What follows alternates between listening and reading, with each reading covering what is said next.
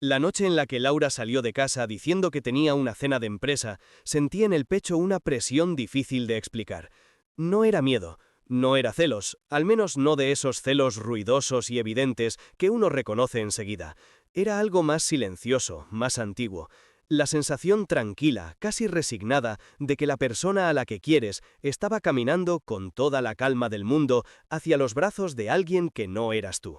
Por supuesto, no dije nada de eso. Me quedé plantado en el marco de la puerta del pasillo, un poco apartado, como si fuera un invitado en mi propio piso, y la miré mientras se abrochaba el abrigo frente al espejo del recibidor. Se estaba retocando el pintalabios con una atención que no vi ni cuando íbamos a bodas. Los ojos delineados, el pelo liso, planchado con paciencia. Y el perfume. Ese perfume concreto. No el que se ponía cada mañana para ir a la oficina en nuevos ministerios, no. Era el que guardaba para aniversarios, cenas especiales, noches de hotel de cuando todavía nos dábamos el gusto de escapar un fin de semana a Valencia o a Granada. «Te lo he dicho, Sergio, puede que se alargue», comentó mientras se miraba de lado, evaluándose, como si esperara la opinión de otro. Yo asentí, sin fiarme demasiado de mi propia voz. «Es cena con cliente, ¿no?», pregunté, por rellenar un hueco que de repente se había vuelto muy grande entre los dos. Cliente, jefe, equipo, un poco de todo, ya sabes cómo es esto. Primero formal, luego copas, luego que sí, vamos a tomar la última. Intentó sonreír, pero la mueca se le quedó a medio camino, como si la cara no terminara de obedecerla. Se giró hacia mí. Estaba guapa, eso era lo peor. Era la clase de guapa que se prepara para gustar, pero no a ti. Lo notas en los detalles, en el tiempo que se toma con el pelo, en los pendientes que nunca se pone para bajar a tomar una caña contigo al bar de la esquina, pero sí para ver a gente del trabajo. «Te vas a quedar viendo el partido, ¿no?», preguntó, señalando con la barbilla el salón donde la tele estaba apagada. «Supongo», dije. «O algo pondré». Lo normal habría sido que se acercara, que me diera un beso lento, de esos de «luego te cuento». En vez de eso, caminó hacia mí, me rozó la mejilla con los labios en un gesto automático, casi administrativo, y ya estaba girando el picaporte. «Si te entra el sueño, acuéstate, ¿vale? No me esperes. Te aviso por WhatsApp si se nos va mucho de las manos». Ahí estaba otra vez. Tarde, siempre tarde. Tarde salgo, tarde vuelvo, tarde contesto, tarde hablamos. Tarde se había convertido en una especie de compañero silencioso en nuestra relación, un tercero que se sentaba entre nosotros en el sofá.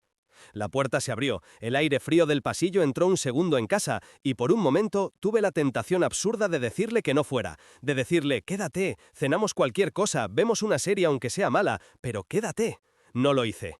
Me quedé inmóvil, con ese orgullo tonto de adulto que prefiere tragar saliva antes que suplicar un poco de atención. La vi recorrer el pasillo del edificio, cruzar frente al ascensor, desaparecer escaleras abajo. La escuché bajar, 1, 2, 3 tramos, el sonido de los tacones rebotando en la caja de escalera, hasta que todo se hizo silencio otra vez. Cuando cerré la puerta, el clic de la cerradura resonó demasiado fuerte en el piso, como si no fuera una puerta de aluminio, sino la compuerta de algo más grande que se estaba cerrando para siempre. Fui al salón y me senté en el sofá sin encender la tele. Cogí el móvil casi por reflejo, abrí WhatsApp. Su último mensaje seguía ahí, como una excusa clavada en la pantalla.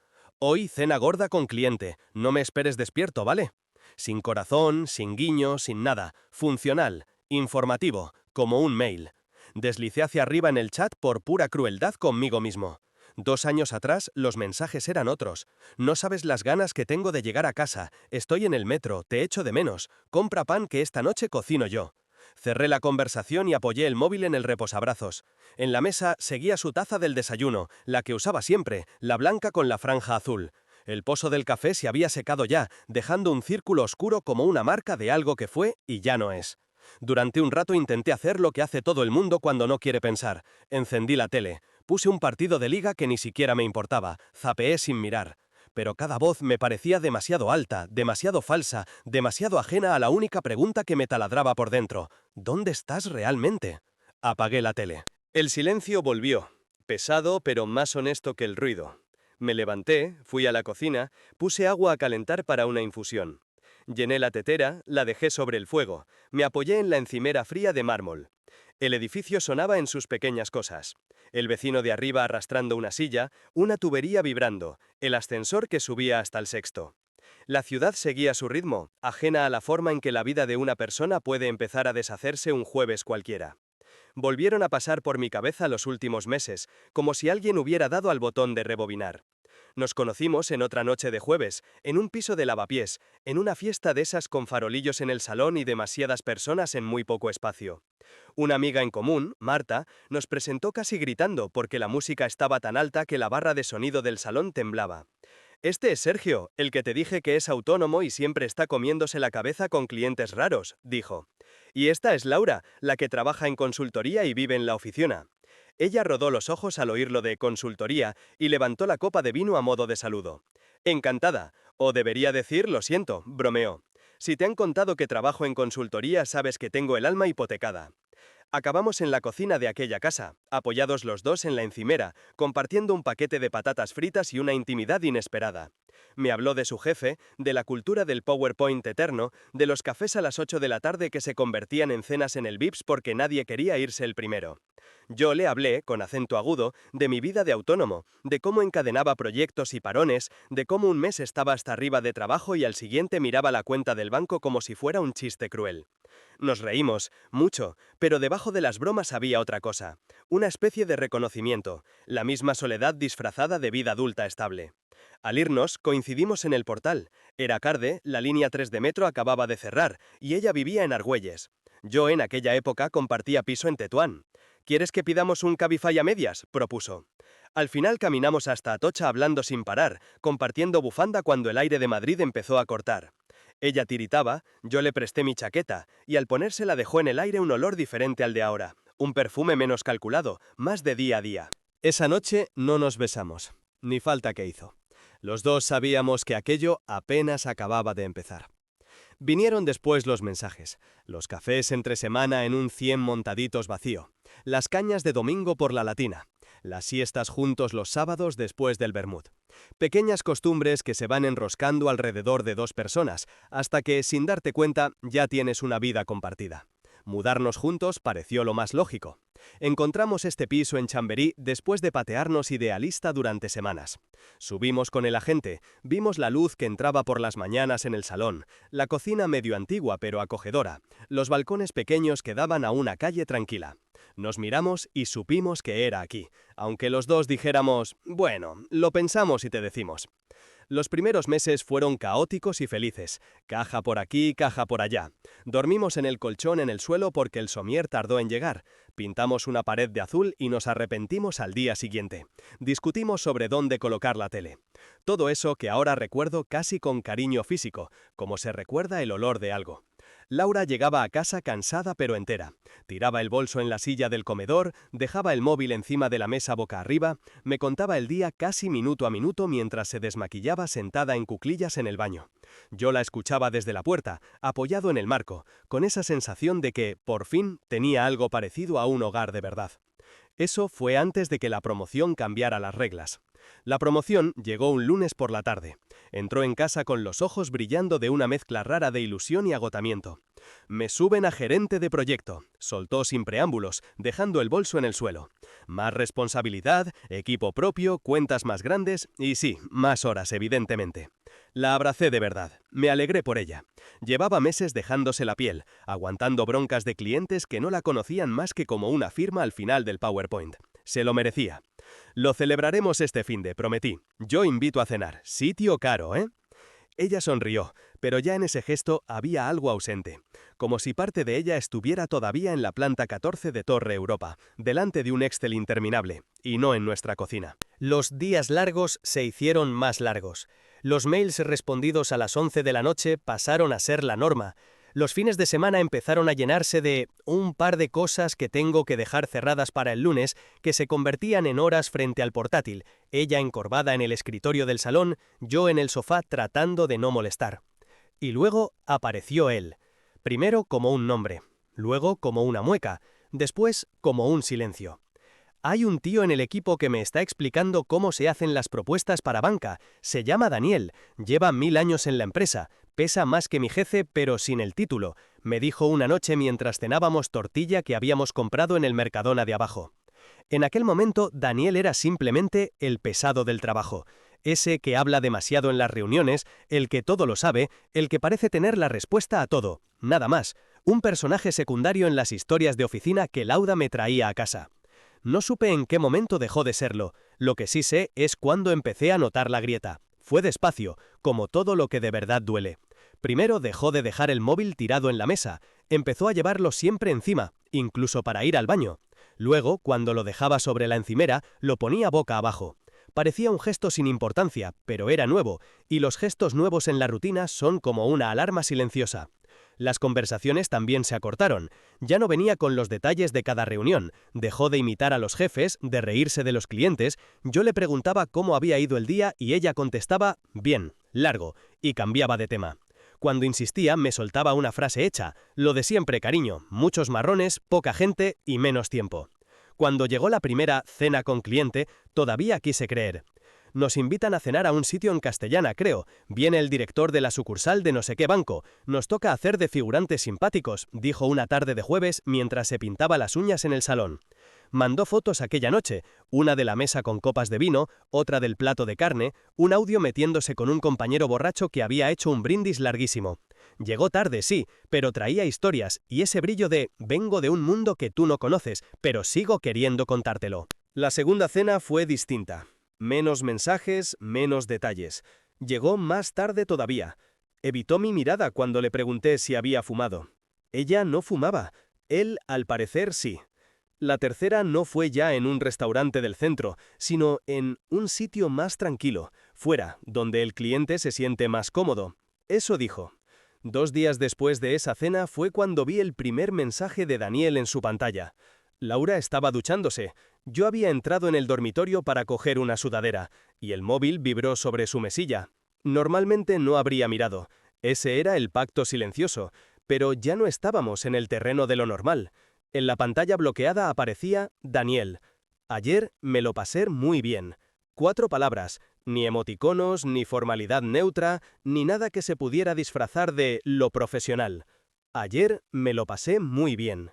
Sentí un pinchazo en el estómago, como si me hubieran dado un golpe por dentro. El agua de la ducha seguía sonando. Tenía fácilmente un par de minutos para desbloquear el teléfono, leer más, buscar.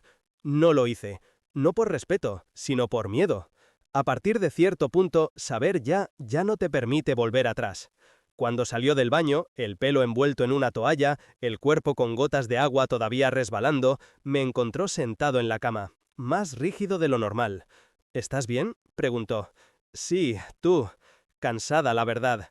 Buscó el móvil, lo cogió, miró la pantalla, y vi cómo sus ojos pasaban por el mensaje de Daniel, cómo sus dedos, rápidos, borraban la notificación, cómo levantaba la vista y me sonreía con un esfuerzo pequeño pero evidente. Quise decirle, sé que te ha escrito.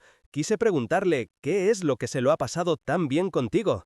Pero el miedo a parecer paranoico me ató la lengua. Así que tragué saliva, y cambié de tema. Los días siguientes fueron una sucesión de pequeñas pruebas que yo no sabía si ella me estaba poniendo a mí o yo a mí mismo. Llegadas tardes, un olor a colonia masculina, distinta a la mía, pegado a la lana de su abrigo. Mensajes leídos y no respondidos cuando ella decía estar en una reunión eterna. Un sábado por la mañana, un audio de Daniel a las 9:00 que volvía a cerrar la conversación de WhatsApp con la palabra ayer. El jueves que decidió tener otra cena de empresa fue cuando algo hizo clic dentro de mí. Se arregló más de lo normal. Falda que hacía meses que no se ponía, tacones altos, el mismo perfume de las primeras noches que pasamos juntos en hoteles baratos de la Costa Brava. Mientras se pintaba los labios frente al espejo del baño, yo la miraba desde el pasillo sintiendo cómo se me encogía el cuerpo. ¿No te apetece venirte a tomar algo luego? Igual nos juntamos por Alonso Martínez, seguro que hay hueco en alguna terraza. Lanzó, como quien lanza una moneda al aire sabiendo ya en qué lado va a caer. Si es cena con cliente, ¿no será raro que vaya yo?, preguntó. Se rió. Era broma, Sergio. Además, tú siempre dices que odias las cenas de empresa. No te voy a arrastrar a esto. Algo en ese esto sonó a mi vida, no a mi trabajo. Cuando se fue, la presión en el pecho se hizo mucho más precisa. Ya no era solo una inquietud vaga, era casi una orden, una instrucción. Levántate, mueve los pies, no te quedes sentado esperando otra mentira. Esperé unos minutos, 10 quizá, el tiempo suficiente para que bajara al garaje, sacara el coche, se incorporara a la Castellana. Después cogí las llaves, mi chaqueta vaquera, el móvil y bajé también. En el garaje, su hueco estaba vacío. El mío, todavía lleno de polvo, me miraba como si fuera la última decisión cuerda que me quedaba. Salí con el coche a la calle y conduje despacio, con las luces cortas, intentando no acercarme demasiado. Sabía por dónde saldría. Siempre seguía el mismo camino para evitar el atasco de las 9 en Nuevos Ministerios. La vi al incorporarse a la M30. Reconocí la matrícula, la silueta, la manera en la que ella inclinaba un poco la cabeza hacia un lado cuando miraba por el retrovisor. No sé qué esperaba ver, una cena en un sitio fino de Serrano, un restaurante ruidoso de Gran Vía, un hotel de empresa cerca del aeropuerto. Algo que, por lo menos, pudiera forzar a mi cabeza a creer que seguía siendo trabajo. En lugar de eso, la vi desviarse hacia la M40, tomar una salida hacia un polígono de las afueras, esas zonas llenas de naves, talleres y hoteles con nombres grandiosos y fachadas tristes. Siguiendo a su coche, sentí cómo, con cada rotonda, una parte de mí iba aceptando la realidad. No iba a una cena de empresa. No iba a Castellana. No iba a ningún lugar donde los trajes y los ordenadores tuvieran sentido. Giró a la derecha y entró en el aparcamiento de un hotel de carretera, de esos con letras gigantes y luces de neón semirrotas. Hotel Miraluna, ponía el cartel, aunque a esas horas la luna que se veía era más bien la de los coches entrando y saliendo sin que nadie quisiera que los vieran. Apagué las luces un segundo y me detuve en un hueco apartado. Desde ahí podía verla. Se bajó del coche con una seguridad que dolía. Ajustó su falda, colocó el bolso sobre el hombro, miró un segundo el móvil. No parecía una persona que estuviera cometiendo un error por primera vez, parecía alguien que repetía un ritual. Un hombre apareció junto a la puerta lateral del hotel, alto, pelo oscuro, camisa demasiado ajustada dentro de una chaqueta que intentaba parecer de buena calidad. No hacía falta que me lo dijeran. Supe que era Daniel antes de que el cerebro conectara el nombre con la imagen. Caminó hacia ella con paso tranquilo, casi dueño de todo aquello. Ella sonrió, pero no fue la sonrisa cansada que me dedicaba al llegar de la oficina, ni la sonrisa cortés que usaba con mis amigos. Fue una sonrisa amplia, limpia, esa sonrisa suya que yo no veía desde los primeros meses en Lavapiés. Se acercaron. Él le tocó el brazo con familiaridad. Ella no se apartó. Hablaron muy cerca, demasiado cerca. Él se inclinó un poco hacia su oído. Ella rió. Con el mismo cuerpo con el que hacía unas horas, en nuestra casa, apenas me había dedicado un roce rápido en la mejilla. Los vi entrar juntos por la puerta del hotel, esa puerta de cristal esmerilado que no deja ver el interior. No miró hacia atrás ni una sola vez. No hubo duda, no hubo titubeo. En el coche, solo, las manos en el volante, noté cómo algo se rompía por dentro sin hacer ruido. Ni gritos, ni golpes, ni lágrimas. Solo una especie de vacío, como si me hubieran vaciado por dentro y solo quedara una carcasa que respiraba por inercia. Me podría haber bajado, podría haber corrido, haber entrado en el hall del hotel, haber montado la escena que toda película barata parece exigir en un momento así. Podría haber gritado, señalado, humillado, exigido explicaciones. No lo hice. La verdad ya estaba delante de mí. Todo lo demás habría sido teatro. Estuve allí, dentro del coche, no sé cuánto tiempo. Lo suficiente para ver entrar otros 2 coches, salir uno, ver cómo el recepcionista del turno de noche se encendía un cigarro en la puerta y se lo fumaba con la calma resignada de quien ha visto demasiadas historias repetirse. Finalmente, arranqué y conduje de vuelta a Madrid. La carretera se me hizo más corta que a la ida. Supongo que cuando ya no te queda nada que imaginar, el trayecto se reduce. Solo vas en línea recta hacia el lugar donde, inevitablemente, tendrás que ponerle palabras a lo que ya sabes. Al entrar en el piso, el olor de su perfume seguía flotando. Sus zapatillas de casa seguían en el mismo sitio de siempre, al lado del radiador. En la mesa, la taza del desayuno continuaba en el mismo ángulo, el posavasos ligeramente fuera de lugar. Todo estaba exactamente igual que cuando se había ido. Y sin embargo, todo era distinto. No encendí la luz del salón. Me senté en el sofá, en la oscuridad, con el abrigo todavía puesto. Miré mi propio reflejo borroso en la pantalla negra de la tele. No vi a alguien furioso, vi a alguien acabado. Y debajo de esa sensación, muy al fondo, vi algo más. Un principio de calma. Qué curioso, pensé. La verdad duele menos de lo que duele la duda. Cuando me alcanzó el amanecer, yo seguía despierto. El cielo de Madrid se volvió gris claro detrás de los edificios, los pájaros empezaron su concierto desgraciado, algún vecino salió con prisa, traje y mochila. Y entonces sonó la cerradura. Laura entró en la casa despacio, como si dudara de si realmente quería poner un pie dentro. Llevaba el maquillaje corrido, las ojeras marcadas, el pelo recogido en un moño improvisado. El mismo abrigo que se había puesto para impresionar a otro hombre, ahora le colgaba como si le pesara. Me encontró en la cocina, sentado frente a la mesa, un vaso de agua a medio terminar. Me miró como se mira un espejo en el que no quieres verte. «¿No has dormido?», murmuró, dejando las llaves con cuidado, sin hacer ruido. «Tenía cosas en la cabeza», respondí. Fue hacia el fregadero, abrió el grifo, llenó un vaso. Sus dedos temblaban un poco, tan poco que alguien que no la conociera habría pensado que era por el frío. «Fue muy tarde al final», empezó. «Nos liamos con las copas, ya sabes cómo es la gente cuando...» «¿Era gente?», pregunté, interrumpiéndola. Se giró, vaso en mano. «¿Cómo?». «Que si era gente, porque yo conté a una persona, tú y él, en el Miraluna». Durante un segundo pareció que el vaso se le iba a caer. Lo agarró con fuerza. Sus ojos se abrieron un poco más, como si alguien hubiera encendido una luz dentro que ella no había pedido. «¿Qué estás diciendo?», susurró. «Que te seguí», dije, despacio, como quien recita una frase que ha repetido mentalmente toda la noche. «Que cogí el coche detrás del tuyo, y vi dónde entraste. Vi con quién, vi cómo le sonreías». El silencio que siguió fue de los que cortan la respiración. Ella apoyó el vaso en la encimera con mucho cuidado, como si cualquier gesto brusco pudiera romper algo más de lo que ya estaba roto. «No tenías derecho», dijo al final. «No fue, lo siento, no es lo que parece. Fue una acusación, una defensa desesperada en forma de ataque». «¿A qué?», pregunté. «¿A saber con quién se acuesta la persona con la que comparto piso, cama y facturas de la luz?». «A seguirme», insistió, clavando la mirada en mí. «Eso es una invasión de mi intimidad, Sergio». La risa me salió sola, corta y amarga. «¿Tu intimidad?», repetí. «Te metiste con un compañero de trabajo en un hotel de Polígono, Laura. Llevas meses mintiéndome en mi cara. Creo que el concepto de intimidad se te ha ido un poco de las manos». Vi cómo se le tensaba la mandíbula.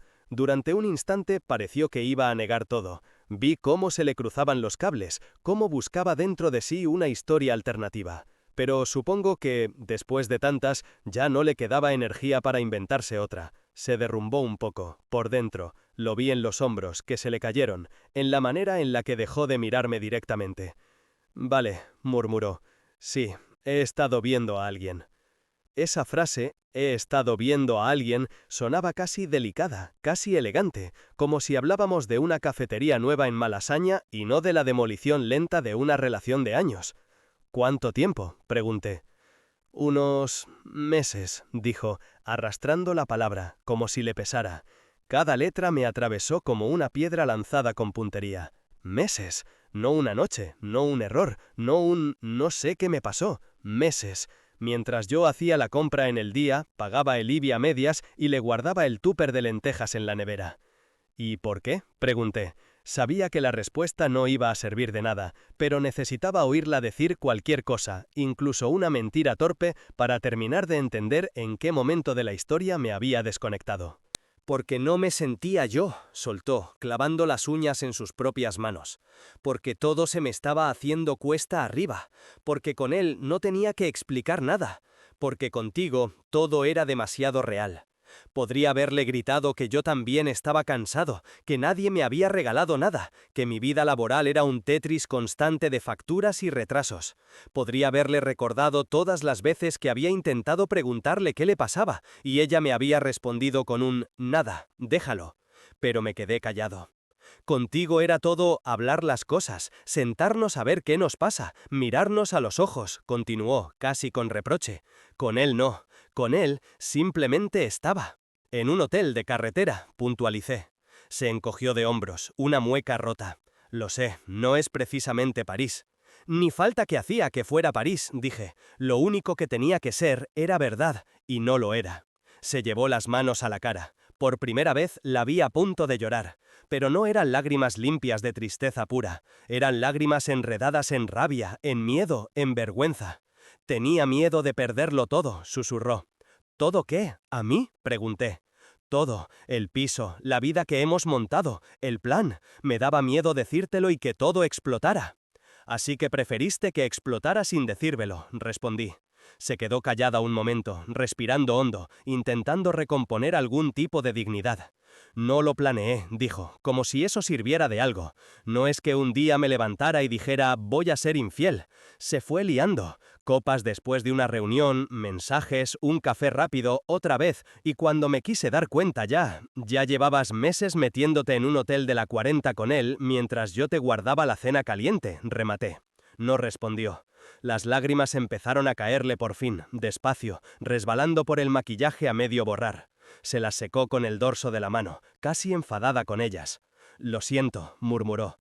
2 palabras tan pequeñas para tanto desastre. «No», dije, y por primera vez desde que había entrado en la cocina me levanté de la silla. «Lo siento, no. Lo siento es cuando pisas a alguien sin querer al salir del metro. Esto es otra cosa». «¿Qué quieres que diga entonces?», se defendió. «¿Qué quieres de mí?» «Que hagas la maleta». Se quedó helada. «¿Cómo?» «Que cojas tus cosas y te vayas. Hoy». «¿Me estás echando de casa?», susurró, como si la idea le pareciera más violenta que haberme engañado durante meses. «Te estás yendo tú. Yo solo estoy poniendo palabras a lo que tú ya decidiste hace tiempo. Tú saliste por esa puerta mucho antes que ahora». «¿Y a dónde se supone que voy?», preguntó, abriendo los brazos, el gesto entre dramático y perdido. «Mi familia está en Zaragoza, Sergio. No puedo presentarme allí con las maletas en plena semana. No puedo, no». «No lo sé», dije, más tranquilo de lo que esperaba. «Busca un Airbnb unos días. Llama a una amiga. Vete con Daniel al Miraluna y que te pague una habitación fija. No es mi problema». Vi cómo aquella frase le dolía más que cualquier otra. Acostumbrada como estaba a que yo recogiera los trozos, le costaba aceptar que esta vez se quedaba sola con ellos. Caminó hacia la habitación sin decir nada más. Escuché cómo abría el armario, cómo sacaba perchas, cómo cerraba cremalleras. El ruido de las ruedas de la maleta sobre el parquet fue una banda sonora absurda para el final de una historia que, en algún momento, habíamos imaginado de otra manera. Cuando volvió al pasillo, con 2 bolsas en la mano y la maleta detrás, parecía más pequeña. O quizá era que ya no la miraba con la misma altura. Se detuvo un segundo frente a mí. «Yo te quería», dijo, no sé si como consuelo para ella misma o como último intento de salvar algo. «Eso no lo discuto», respondí, «pero querer sin decir la verdad no es amor, es otra cosa, algo que a mí ya no me vale». Asintió despacio, no discutió, no justificó, no me pidió que lo pensara mejor. Supongo que, en el fondo, también sabía que habíamos llegado al punto de no retorno. Abrió la puerta, salió al rellano y se la cerró atrás con muchísimo cuidado, como si todavía temiera molestar. El clic final sonó como un punto y aparte. Me quedé allí, un rato, mirando la madera de la puerta como si fuera una pantalla donde pudieran proyectarme alternativas. Si hubiera dicho esto, si hubiera hecho aquello, si hubiera pedido ayuda antes, si hubiera reconocido las señales. Pero no había película posible. Solo era yo, el piso y un silencio nuevo. Curiosamente, no sentí necesidad de tirar nada, de romper cuadros, de vaciar cajones. En lugar de eso, fui al salón, abrí las ventanas, dejé que entrara el aire de la calle. El ruido del autobús de la 3, el chaval del portal de enfrente con la música del móvil demasiado alta, el repartidor de Globo hablando por teléfono. La vida seguía. Los primeros días fueron raros, no puedo decir otra cosa. Dormir solo en una cama que hasta hacía nada había sido de 2 es una experiencia extraña. Un lado frío, el otro caliente. De vez en cuando estiraba la mano medio dormido y tocaba la almohada vacía, como si mi cuerpo no se hubiera enterado de lo que mi cabeza ya sabía. Pero junto a esa tristeza había otra cosa, casi imperceptible al principio. Descanso. Descanso de no mirar el reloj cada vez que pasaban las 11 de la noche. Descanso de no estar pendiente del doble check azul. Descanso de no tener que inventarme excusas mentales para justificar lo injustificable. Una tarde, mientras lavaba su taza de café, la misma con la franja azul, me di cuenta de que estaba tarareando una canción tonta que ponían siempre en la radio de la cocina de la oficina donde yo trabajaba algunos días. Me sorprendió. ¿Cómo podía estar tarareando algo en medio de esa ruina? Supongo que el cuerpo, cuando deja de vivir en alerta continua, encuentra huecos para volver a ser normal. Su hermana me llamó una semana después. «No sé nada de Laura desde hace días», dijo, con un tono inquieto. «¿Está todo bien? ¿Habéis discutido?» Tuve durante unos segundos la tentación de contárselo todo, de desahogarme, de buscar aliados, de repartir la carga de la historia. Pero me imaginé la cara de sus padres, las llamadas cruzadas, los mensajes acusadores, las versiones distintas, y me cansé solo de pensarlo. «Las cosas no han ido bien», dije simplemente. «Se ha ido del piso. Supongo que ya te contará cuando esté preparada. Guardé silencio en todo lo que tuvo que ver con Daniel, con el hotel, con los meses de engaño. No por protegerla a ella, sino por protegerme a mí. Convertir mi vida en un debate familiar no me ayudaría a salir del agujero. Había cosas que necesitaba dejar de repetir en voz alta, aunque eso significara quedarme solo con ellas. Poco a poco, el piso fue cambiando de forma. Quité la foto de ambos en la estantería del salón. Guardé en una caja los regalos que me había hecho. Fui moviendo los muebles casi sin darme cuenta, hasta que la casa dejó de parecer el escenario de una vida en pareja y empezó a parecer un sitio nuevo donde volver a empezar. Me acostumbré a cocinar para uno, a ver series sin comentar cada escena con nadie, a leer en la cama sin el ruido de su teclado de portátil al lado. Los domingos por la mañana, en lugar de desayunar con ella en la cafetería de la esquina, bajaba solo con un libro. Al principio me sentía observado, como si todos supieran que ella ya no estaba. Después dejé de darme importancia. Nadie mira tanto la vida de los demás como creemos. No hubo mensajes suyos pidiéndome volver. No hubo escenas dramáticas a los pies del portal. Supe por redes, de rebote, que se había ido a vivir unas semanas a casa de una compañera de trabajo, y luego, más tarde, que había alquilado un estudio pequeño en otra zona de Madrid. En alguna foto le vi la misma sonrisa que le había visto aquella noche en el parking del Miraluna. Solo que ahora había dejado de dolerme igual. Era como ver sonreír a una desconocida. Una noche, sentado en el pequeño balcón del salón con una cerveza en la mano, el aire de primavera entrando desde la calle, me descubrí respirando hondo, muy hondo, sin que nada me pesara en el pecho. Y en esa respiración larga, completa, entendí algo que me habría sido imposible reconocer meses atrás. Lo que de verdad me había roto no fue que me engañara, fue haber vivido tanto tiempo fingiendo que no pasaba nada, haber hecho como si los mensajes a deshoras fueran normales, como si las duchas rápidas nada más llegar a casa fueran casualidad, como si las sonrisas nuevas que ya no se dirigían a mí no significaban nada. Traicioné primero mi intuición para luego indignarme por su traición. Desde el balcón vi pasar a una pareja cogida del brazo, discutiendo en voz baja sobre dónde cenar, a dos chavales que se reían con la pizza en la mano, a una mujer que paseaba sola a su perro, mirando el móvil. La vida seguía llenando balcones, semáforos, mesas de terraza, la mía también, poco a poco. Pensé en Laura, no en el hotel, no en Danuel, no en la mentira. Pensé en la chica que conocí en Lavapiés, apoyada en la encimera de una cocina ajena, con patatas fritas en la mano y un cansancio viejo en los ojos. Pensé en nosotros durmiendo en un colchón en el suelo, en las risas, en los desayunos de domingo. Y me permití, por primera vez, no odiar ese recuerdo. Lo que habíamos tenido existió, luego se rompió. Ella eligió el camino más cobarde. Yo tardé demasiado en aceptar lo evidente. Y eso es todo. Lo que vino después, esa noche, fue una frase que me salió casi sola, sin dramatismo, sin épica, sin grandes palabras. Una frase que, desde entonces, se quedó dando vueltas en mi cabeza como un eco tranquilo. No la perdí, se fue, y en el hueco que dejó, por doloroso que fuera al principio, entró algo que no esperaba, la posibilidad de una vida donde ya no tuviera que explicar por qué me dolían ciertas noches, por qué me costaba respirar ciertos jueves, por qué miraba el móvil como si fuera un enemigo. Al final, algunas despedidas no son un fracaso, son una forma torpe, cruel, pero efectiva de liberación. Ella cerró la puerta con cuidado aquella mañana después del Miraluna. Desde entonces, cada vez que abro yo la misma puerta para salir, siento algo parecido a lo que sentí el día que nos dieron las llaves por primera vez. No ilusión todavía, pero sí una certeza sencilla. Aquí sigo siendo yo, y por fin puedo respirar.